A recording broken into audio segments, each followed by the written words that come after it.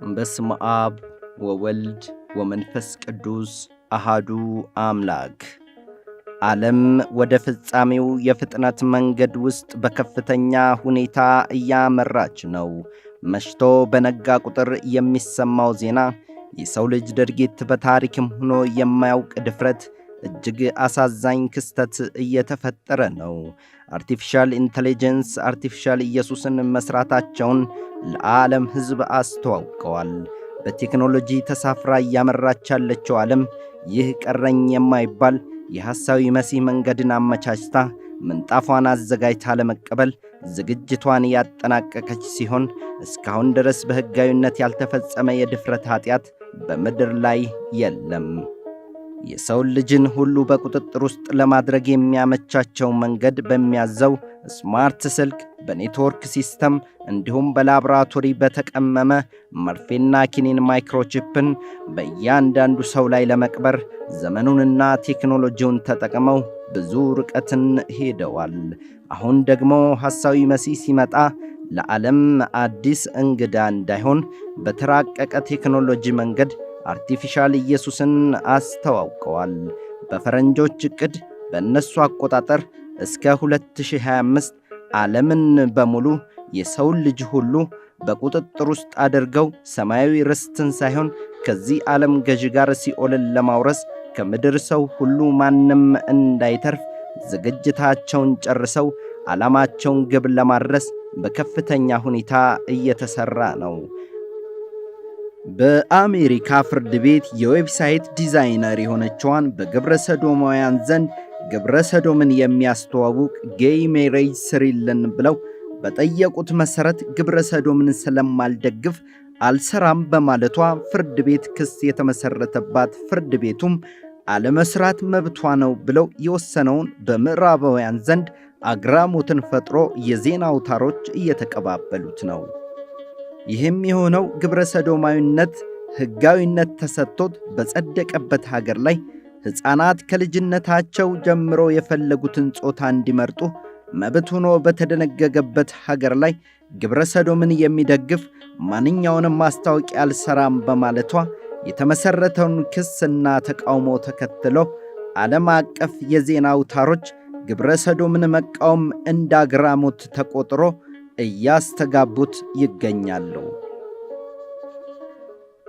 በዓለም አቀፍ ደረጃ የተባበሩት መንግስታት ዓለምን ለመቆጣጠር ያስችለናል ብለው የሚመሩበት የሰው ልጅ ከመናፍስቱ ጋር የሚመሰጥበትና የሚነጠቅበት የጋራ የሆነ አንድ አይነት አቀማመጥ ያለው የጥሞና አምልኮ ተብሎ የሚጠራ ድብቁ የአጋንንት ወጥመድ የሆነው ዮጋ ተብሎ ስለሚጠራው ጣዖት አእምሮአዊና አካላዊ እንቅስቃሴ ነው በማለት ዓለምን ሁሉ ለመቆጣጠር የሚያስችላቸውን የላቀ ንቃተ ሕሊና ይሰጣል ተብሎ የሚሰራ የሰው ልጅ በመናፍስቱ ኃይል ለመቆጣጠር ሆነ በጣዖቱ መንፈስ ዓለም እንዲትመራ የተለያዩ ዓላማዎች ያለው ዮጋ ስፖርት እየተባለ የሚጠራው ዛሬም በሀገራችን ኢትዮጵያም የዚህ የአምልኮተ ጣዖት ማስተላለፊያ ሰዎች ዮጋ ለምጡቅ ሐሳብ ይረዳል፣ ጭንቀትን ያስወግዳል በማለት ሕዝብን የሚያታልሉ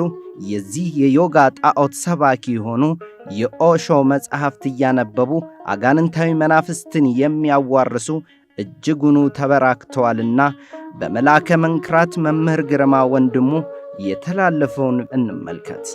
ተመስጦ ተመስጦን ያሳዩ ማለት ነፍሱን እንዴት አድርጋችሁ ወደ ውጭ እንደምታወጡ አሁን ተለማምዶታል። በኖርማል ሰዓት መሄድ ይችላል። አሁን ባለው ሁኔታ ይችላል። እንደፈለገው ተቀምጦ ምን ብሎ መሄድ ይችላል። ቆሞም መሄድ ይችላል። እንደፈለገው እንዴት ነው እስቲ ተቀምጦ ሲጀምር እንዴት ነው ተመስጦ በመጀመሪያ ስለማመድማ እንደዚህ ነው ተለማመዱት ማለት እሺ። እግር በምንድን ነው የሚታሰረው? በቃ እየለመደ ሲሄድ እንደዚህ ክፍት እያለ ይሄ መሬት ይነካል። እሺ እስከዛው ድረስ ግን ቀጥ ብሎ እንደዚህ ይቀመጣል። ከዛ በኋላማ አይምሮውን መላክ። እንዴት ነው የምትልኩት? እስቲ እጅ እንዴት ነው የሚቀመጠው?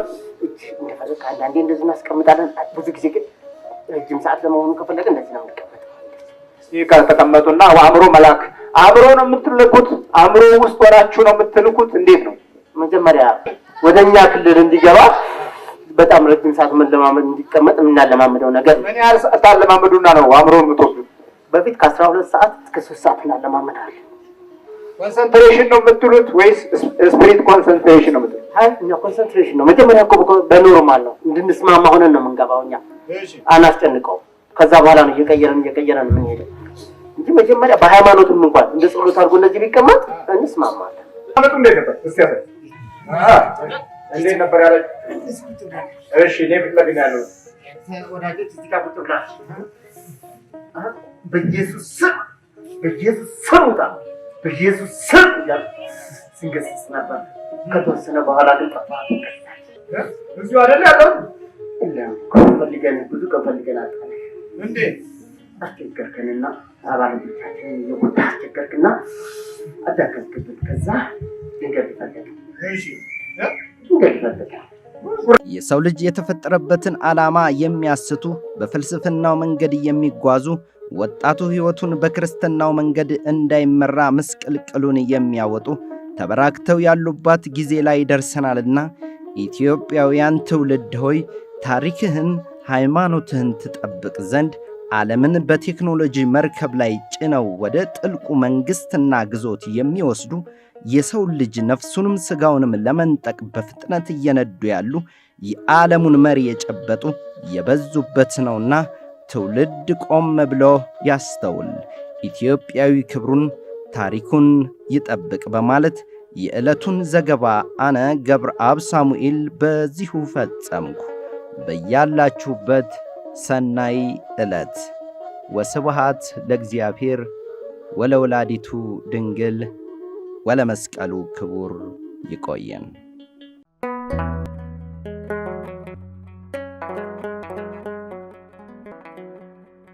ዘኢትዮጵያ